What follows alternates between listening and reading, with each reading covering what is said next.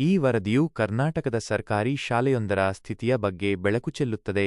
ತುಮಕೂರು ಜಿಲ್ಲೆಯ ಮಧುಗಿರಿ ತಾಲೂಕಿನ ಮದ್ದೇಹಳ್ಳಿ ಗ್ರಾಮದ ಸರ್ಕಾರಿ ಕಿರಿಯ ಪ್ರಾಥಮಿಕ ಶಾಲೆಯು ಈಗ ಕೇವಲ ಒಬ್ಬ ವಿದ್ಯಾರ್ಥಿನಿ ಮತ್ತು ಒಬ್ಬ ಶಿಕ್ಷಕಿಯನ್ನು ಹೊಂದಿದೆ. ವರದಿಯ ಪ್ರಮುಖ ಅಂಶಗಳು ಈ ಕೆಳಗಿನಂತಿವೆ. ಶಾಲೆಯ ಸ್ಥಿತಿ. ಈ ಶಾಲೆಯಲ್ಲಿ ಮಾನಸ ಎಂಬ 7 ವರ್ಷದ ಬಾಲಕಿ 2ನೇ ತರಗತಿಯಲ್ಲಿ ಕಲಿಯುತ್ತಿದ್ದಾಳೆ. ಈ ಶಾಲೆಯಲ್ಲಿ ಪದ್ಮಕ್ಕ ಎಂಬ ಒಬ್ಬರೇ ಶಿಕ್ಷಕಿ ಮತ್ತು ಒಬ್ಬ ಅಡುಗೆ ಸಿಬ್ಬಂದಿ ಇದ್ದಾರೆ.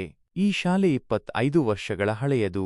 ಒಂದು ಕಾಲದಲ್ಲಿ ಈ ಶಾಲೆಗೆ ಹೆಚ್ಚು ವಿದ್ಯಾರ್ಥಿಗಳಿದ್ದರು. ಕಾಲಕ್ರಮೇಣ ವಿದ್ಯಾರ್ಥಿಗಳ ಸಂಖ್ಯೆ ಕಡಿಮೆಯಾಗಿದೆ.